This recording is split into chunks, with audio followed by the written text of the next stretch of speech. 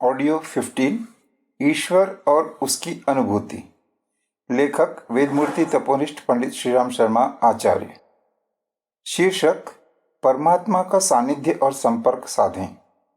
दुख मनुष्य की स्वाभाविक अनुभूति नहीं है, उसकी स्वाभाविक अनुभूति सुख है। यदि मनुष्य की स्वाभाविक अनुभूति दुख होती तो मानव मात्र हर समय रोते करपते ही नजर आते, पर ऐसा होता नहीं।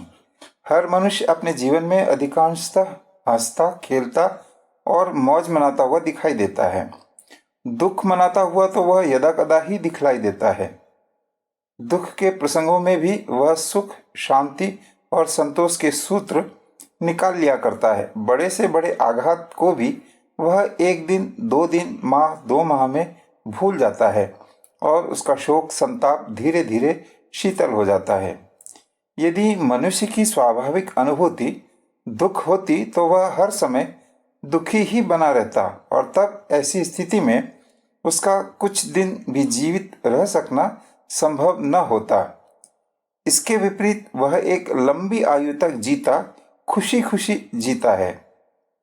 मनुष्य परमात्मा का अंश है, परमात्मा आनंद स्वरूप है। अस्तु मनुष्य की सहज अनुभूति सुख होना असंदिग्ध रूप से प्रमाणित है। तब आखिर वह यदा कदा भी दुखी क्यों दिखलाई देता है? इसका कारण है वह यह कि जब मनुष्य अपने स्वरूप को भूल जाता है तब वह किन्हीं परिस्थितियों से प्रभावित होकर दुखी दिखने लगता है। पर सब कुछ होने पर भी मनुष्य में विस्मरणशीलता की एक प्रवृत्ति रहती है, किंतु यह प्रवृत्ति बुरी नहीं कही जा सकती। यदि मनुष्य का स्वभाव चिर स्मरणशील हो तो एक बड़ी समस्या खड़ी हो जाए। मनुष्य जीवन में ऐसी न जाने कितनी घटनाएं आ जाती हैं जो दुखद होती हैं। यदि मनुष्य मस्तिष्क में विस्मरण की प्रणाली न बनी हो तो वे दुखद घटनाएं बहकर बाहर न जा सकें और हर समय मस्तिष्क में जागरूक रहकर उसे पागल ही बना डालें। अप्रिय घटनाएं एक एक कर इतनी जमा हो जाएं कि फिर वह उनसे एक क्षण भी अवकाश नहीं पा सकता। उसके मस्तिष्क में पुरानी स्मृतियां इतनी अधिक मात्रा में जमा हो जाएं कि नई बातें सुनने, समझने, सोचने और ग्रहण करने के लिए स्थान ही न रह जाए, जिसके परिणाम स्वरूप मनुष्य का विकास ही रुक जाए। अपनी इसी विस्मरणशीलता के कारण वह अपना आनंद स्वरूप भूला रहता है।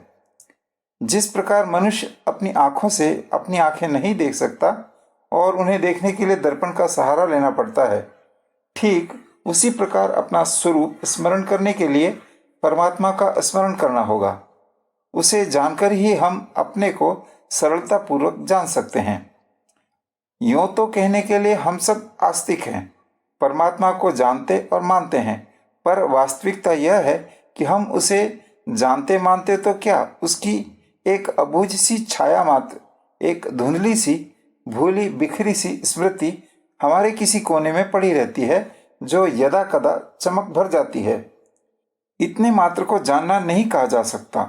जानना तो तब माना जा सकता है जब वह हर समय हमारे हृदय पटल पर अंकित रहे, मनोमंदिर में विराजमान बना रहे। किंतु यह संभव तभी हो सकता है जब हम उसका बार बार स्मरण करते रहें, उससे संपर्क बनाए रहें। जिन लोगों को हम कभी जानते थे उनमें से बहुत से ऐसे लोग होंगे जिनको हम अब बिल्कुल भूल गए हैं। इसका एकमात्र कारण यही होता है कि या तो हम उनके संपर्क में नहीं रहते या बार बार उन्हें याद नहीं करते रहे होते हैं। सामान्य उपभोग की वस्तुएं भी जब बहुत दिन तक हमारे व्यवहार में नहीं आती तो हमारे स्मृति पटल पर से उतर जाती हैं और हम उन्हें बिल्कुल भूल जाते हैं। विद्यार्थी प्रारंभ में वर्णमाला या गिनती याद करता है, उसके पहले वह उसको जरा भी नहीं जानता था, पर बार बार याद करते रहने पर एक दिन वे सब याद हो जाती हैं और तब तक बनी रहती हैं जब तक उनसे किसी प्रकार का संपर्क बना रहता है। कुछ दिन को भी संपर्क हटा देने या याद न करने पर उनकी स्मृति बालक के मस्तिष्क से निकल जाती है। तथापि जब वह पूर्ण तन्मयता के साथ उन्हें आत्मसात कर लेता है तो वे उसे आजीवन ही याद बनी रहती हैं।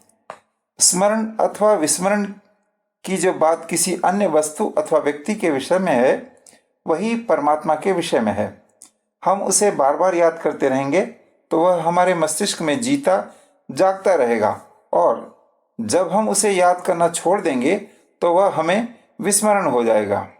जो वस्तु जितनी सूक्ष्म होती है, उसे हृदयंगम करने के लिए उतने ही सूक्ष्म, एकाग्र तथा निर्द्वंद्व मनन, चिंतन और स्मरण करने की आवश्यकता होती है।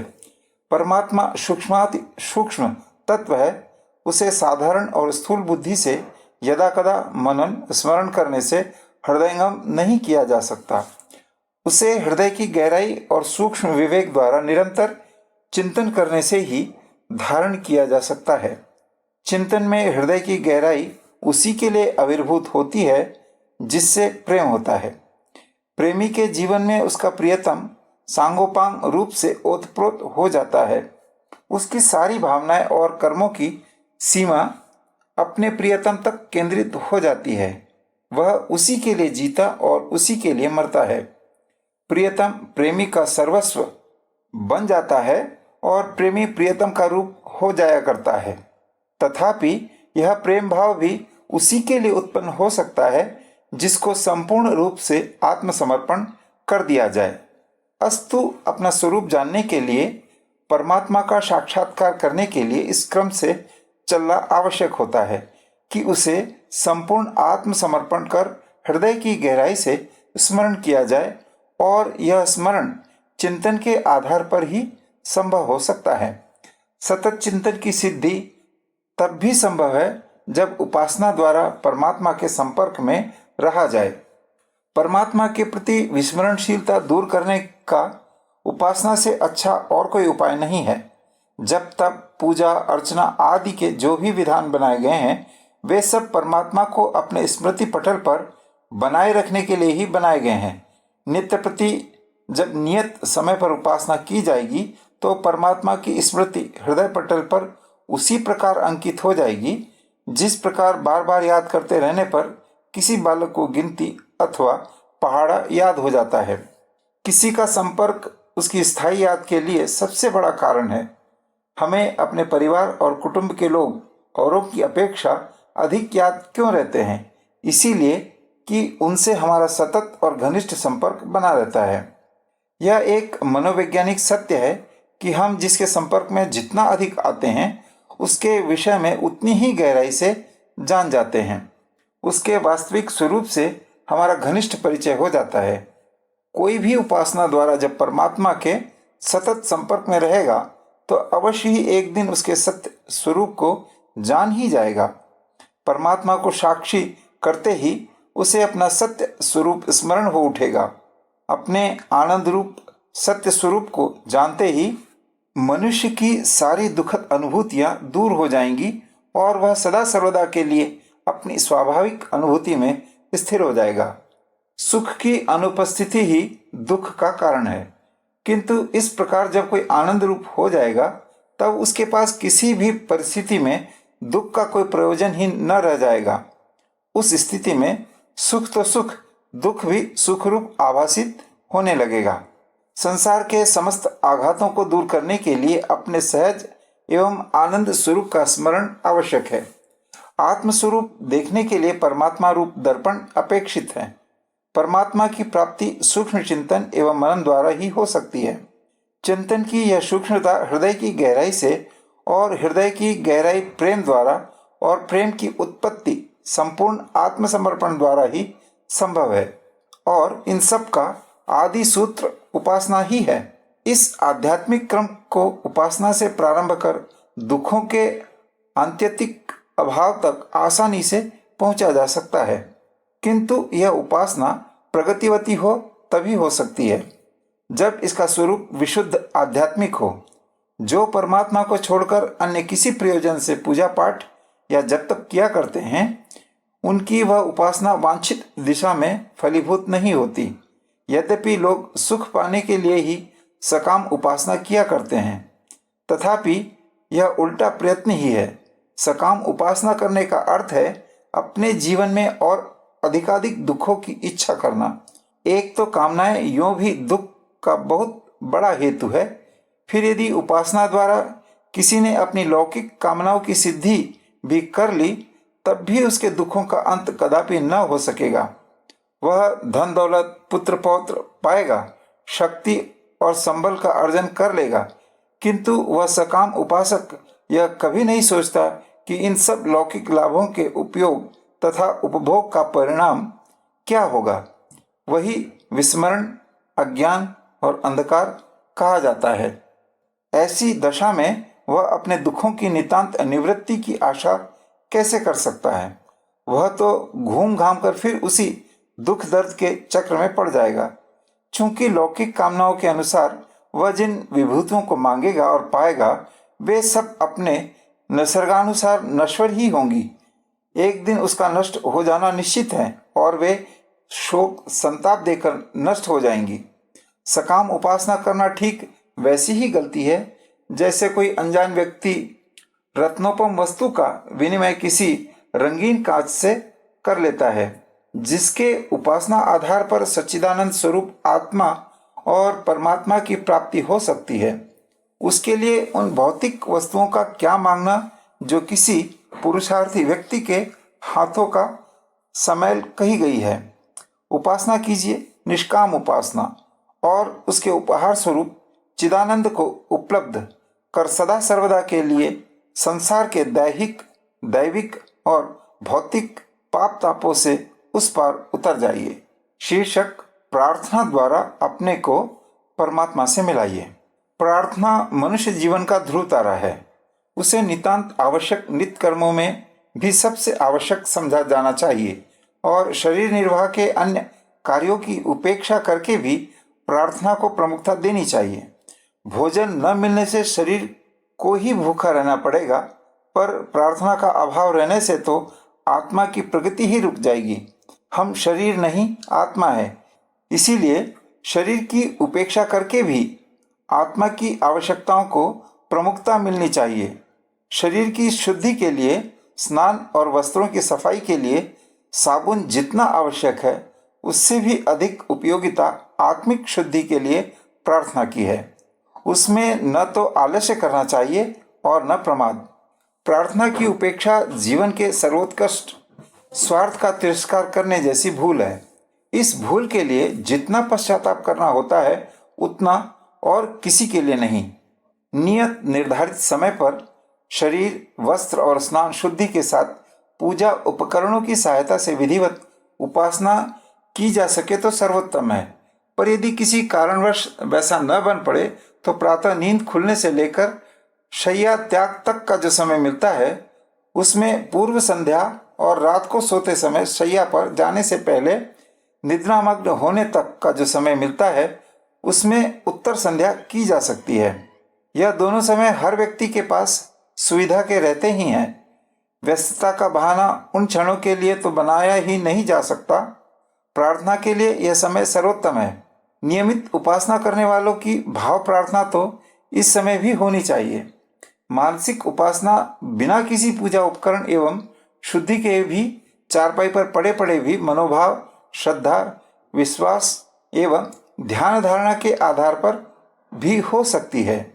इसे तो अनिवार्य ही मानना चाहिए। विधिवत उपासना जिनसे बन पड़े वे उसे भी किया ही करे। प्रार्थना में भावना का प्रमुख स्थान है। भावना जितनी सच्ची, गहरी और श्रद्धापूर्ण होगी, उतना ही उसका सत्परिणाम भी होगा। इसलिए शब्दों को रटने की चिन्ह पूजा को नहीं, वरन समुचित श्रद्धा के साथ प्रार्थना की भावनाओं को अंतःकरण में आंदोलित करना चाहिए। जो निकटवर्ती आत्मीय जन जिस प्रकार हृदय खोलकर परस्पर वार्तालाप करते हैं, उसी तरह भगवान को अपने अंतःकरण में बैठा हुआ अनुभव करते हुए उसके सन्मुख अपने मनोभाव प्रस्तुत करने चाहिए। भगवान अपने रोम रोम में समाया हुआ है। सांसों के साथ थिरकता हुआ बाहर आता और भीतर जाता रहता है। हृदय में उसी की धड़कन और रक्त में उसी की गर्मी काम कर रही है। प्राण चेतना और भावना के रूप में वही तो अपनी प्रेरक शक्ति बना बैठा है। ऐसे अभिन्न हृदय मित्र से, स्वजन स्नेही से जी खोलकर बातें करने में संकोच ही क्यों होना चाहिए? उसके साथ जी खोलकर बातें करने में भय ही क्या है? प्रार्थना यदि भावपूर्ण है तो वह बिना पूजा साधना के भी उतनी ही प्रभावशाली हो सकती है जितनी विधि विधान के साथ किए गए पूजा पाठ की नियमित आराधना। भगवान के निकट भावना का महत्व सर्वोपरि है। विस्तृत कर्मकांड भी यदि अश्रद्धा के साथ चिन्ह पूजा की तरह भार उतारने के निमित्त किया गया है तो उसका जो फल होगा उससे वह भाव प्रार्थना श्रेष्ठ है जो सच्चे हृदय से जी खोलकर की गई है। नियमित उपासना का महत्व कम करने की बात किसी को सोचनी भी न चाहिए। यहाँ ऐसा कुछ नहीं कहा जा रहा है कि नियमित विधिवत साधना बंद करके केवल ध्यान प्रार्थना ही करते रहा जाए। यह तो घाटे की बात होगी। नियमित साधना का अपने स्थान पर अपना महत्व है। उससे एक प्रकार का योगाभ्यास होता है। सूक्ष्म शरीर के चक्रों और उपत्यकाओं का जागरण होता है और संस्कारों में दृढ़ता आती है। हमारे घरों में पूजा, आरती, भोग, प्रसाद, जप, तप, पाठ, ध्यान का कार्यक्रम चलते ही रहने चाहिए। यह भाव ध्यान जिसका उल्लेख इन पंक्तियों में किया जा रहा है ऐसा है कि उसे प्रातः सायं उठते सोते तो करना ही चाहिए, अन्य किसी अवकाश के समय में भी किया जा सकता है। हम प्रार्थना करें। हे भगवान, आप सर्वत्र समाये हुए हैं। कोई स्थान आपकी उपस्थिति से रिक्त नहीं। जड़ चेतन में आपकी ही सत्ता प्रकाशवान हो रही है।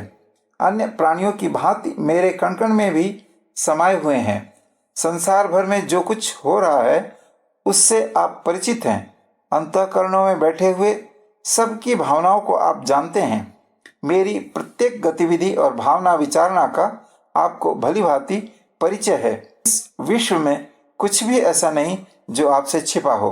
आप निष्पक्ष और न्यायकारी है। आपको सभी मनुष्य, सभी प्राणी समान रूप से प्रिय हैं। आप सबके पिता हैं, इसीलिए सभी प्राणी आपको समान रूप से पुत्रवत प्रिय होने स्वाभाविक है। आप सब पर प्रसन्न हैं और सब पर करुणा करते हैं। संसार की सुव्यवस्था के लिए न्याय तुला का आपने जो पुण्य विधान बनाया है वह सबके हित का होने से सब प्रकार उचित और उपयुक्त है। आप न्याय की रक्षा करने में तनिक भी विचलित नहीं होते, किसी के साथ पक्षपात नहीं करते, कर्मफल के अनुसार सबको दुख सुख का उचित दंड पुरस्कार देते हैं। इसमें आपकी करुणा, न्यायशीलता और निष्पक्षता ही सन्निहित है। सत्कर्म ही आपकी सबसे बड़ी पूजा है। सद्भावनाओं के पुण्य ही आपको प्रिय हैं। सद्विचारों में ही आपको अपनी सच्ची भक्ति प्रतीत होती है। आपके बनाए हुए नियमों को कर्तव्यनिष्ठ होकर जो दृढ़तापूर्वक पालन करता है, लोभ और भय से विचलित होकर जो अपने कर्तव्य का त्याग नहीं करता, उसके सदाचार रूपी भजन को ही आप मान देते हैं। ऐसा भजन करने वाला भक्त ही आपकी विशेष कृपा का अधिकारी बनता है। दूसरों को सताने या ठगने वाला वस्तुतः अपने आप को ही सताता और ठगता है, क्योंकि आप ही सब में विद्यमान होने के कारण उस अनाचार के शिकार होते हैं। प्राणियों के प्रति सद्भाव रखना और सद्व्यवहार करना वस्तुतः आपकी ही अर्चना वंदना है। अपने पुत्रों के साथ सज्जनता का व्यवहार करते देखकर ही आप किसी को अपना भक्त मानते हैं। ठीक भी है, पिता उसी से तो विशेष प्रसन्न होगा जो अपने पुत्रों के प्रति कर्तव्य से भी अधिक बढ़कर उदारता की श्रेणी का सद्व्यवहार करने का साहस करेगा। प्राणियों के साथ दुर्व्यवहार करके जिसने नीचता का परिचय देते रहने का क्रम बना लिया है, वह आपको शूल चुभाने वाला किस मुंह से यह आशा करेगा कि आप उस पर प्रसन्न होंगे। ख्याति और बड़प्पन या अन्य प्रकार का भौतिक प्रतिफल पाने के लिए किए गए धर्म आडंबर आपको प्रिय नहीं। कर्ता की भावनाओं को परखते हैं, इसीलिए परमार्थ केवल उसे ही मानते हैं जो निस्वार्थ एवं उदात्त भावनाओं से प्रेरित होकर किया गया है। ऐसे ही सत्कर्मों की आप पुण्य में गणना करते हैं और उसी आधार पर किसी को पुण्यात्मा मानकर सद्गति प्रदान करते हैं। कर्तव्य पालन में चट्टान की तरह अडिग व्यक्ति आपको परम प्रिय है। प्रलोभनों में, असंयम में पड़कर भी जो अपने शील को सुरक्षित रखता है, उस आत्मविजेता से आप प्रसन्न रहते हैं जो पाप के अतिरिक्त और किसी से नहीं डरता, उस निर्भय को आप प्यार करते हैं। आपत्तियों से जो भयभीत नहीं होता, चिंता, निराशा और क्षोभ जिसे सताते नहीं, उस सज्जन और संतुलित व्यक्ति पर आपकी अनुकंपा सहज ही होती है। आप सत्य हैं, आप शिव हैं, आप सुंदर हैं। जो आपको अंतरात्मा में धारण करता है, उसकी प्रवृत्ति सत्य से प्रेरित होती है। वह शिव कल्याणकारक कार्य करता है और उसकी समस्त चेष्टाएं सुंदर दिखती हैं। आप दिव्य हैं और आपको प्रेम करने वाला दिव्य गुणों वाला देवता बनता है। आप प्रेम है। आपकी किरण जिसके भीतर प्रतिभासित होगी, वह सबको प्रेम की, मैत्री की, आत्मीयता एवं उदारता की दृष्टि से देखेगा। दूसरों के सुख दुख में उसे अपने सुख दुख जैसी भली बुरी अनुभूति होगी। आप जिस पर प्रसन्न होते हैं, उसे सद्बुद्धि और सन्मार्ग पर चलने की साहसपूर्ण प्रेरणा करते हैं। अपना स्वरूप, गौरव और सर्वस्व समझ लेने पर मनुष्य विश्व विजयी बनता है। समस्त कठिनाइयों को पार कर लेना उसके लिए सरल हो जाता है। आपका प्रकाश पुरुषार्थ के रूप में जब प्रकट होता है, तो मनुष्य आलस्य और प्रमाद को परास्त कर समय, धन, आहार, व्यवहार, विचार आदि को नियमित एवं व्यवस्थित बना लेता है। आपका वरदान किसी के जीवन की नियमित व्यवस्था बनी हुई देखकर ही जाना जा सकता है। आप मानव शरीर देकर सृष्टि के समस्त प्राणियों की अपेक्षा अत्यधिक श्रेष्ठ उपहार हमें दे चुके। अब एक वस्तु विशेष उपहार हमें देने के लिए शेष है। उसे पाने का अधिकारी हमें बनाइए। ऐसी कृपा कीजिए कि हम मानव अंतःकरण प्राप्त कर सकें, नर पशु से ऊंचे उठकर गुण कर्म स्वभाव की दृष्टि से सच्चे मनुष्य बन सकें।